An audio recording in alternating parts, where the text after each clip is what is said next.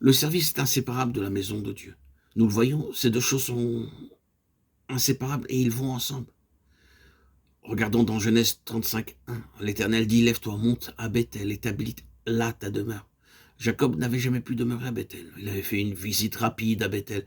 Et Bethel était devenu un fait établi. Bethel était là. La maison de Dieu était là. Mais Jacob ne pouvait pas y demeurer. Car personne ne peut demeurer dans la maison de Dieu avant d'avoir accepté la place de soumission. Ainsi Jacob avait à apprendre la leçon qui est fondamentale pour la maison de Dieu. Et Dieu peut lui dire ensuite, lève-toi, monte à Bethel, établis là ta demeure. Il doit traverser cette crise où sa force personnelle est épuisée et brisée, et dont il sort faible. Mais où Dieu devient sa force, un prince avec Dieu. C'est ainsi qu'il devient qualifié pour la maison de Dieu.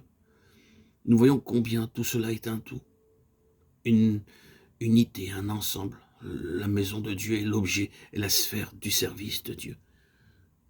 Et maintenant, si jamais nous avons dit une chose qui soit vraie, c'est celle-là. J'aimerais vous questionner à ce sujet. Je vous défie de pouvoir montrer ou prouver d'après les Écritures qu'il y a un service pour Dieu qui ne soit pas lié à sa maison. Tout le service de Dieu est lié à sa maison et en est inséparable. L'Ancien Testament est rempli de ce fait. Le Nouveau Testament le souligne avec force. L'Église, qui est le corps de Christ, est l'objet et la sphère de tout le service du peuple de Dieu. Et il n'y a point de service qui en soit à part. Oh.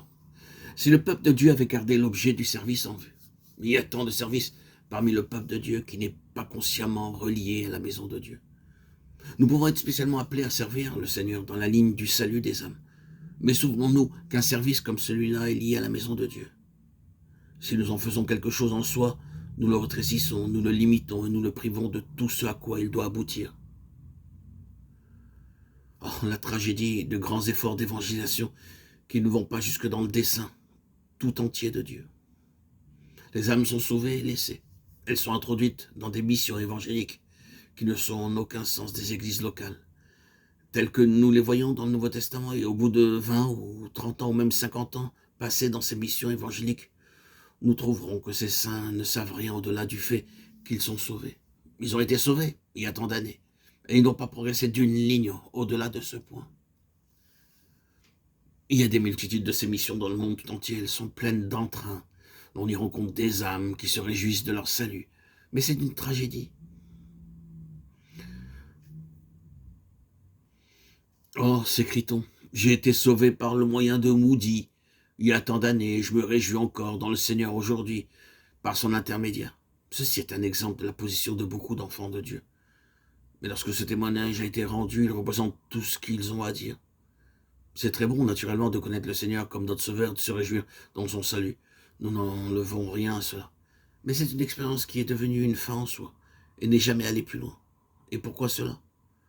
Parce que l'Église n'a jamais été mise en vue. Nous ne parlons pas ici maintenant d'aller à l'Église, nous ne parlons pas des congrégations qui, en certains lieux, sont appelées Églises. Vous savez de quoi nous parlons? C'est de la pensée tout entière de Dieu pour la maison de Dieu, l'Église qui est le corps de Christ, avec tout ce qu'elle signifie et qui nous a été révélé spécialement par l'apôtre Paul.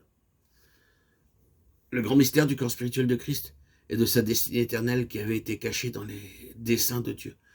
Tout service dans la pensée de Dieu doit être consciemment relié à l'Église et à la maison de Dieu.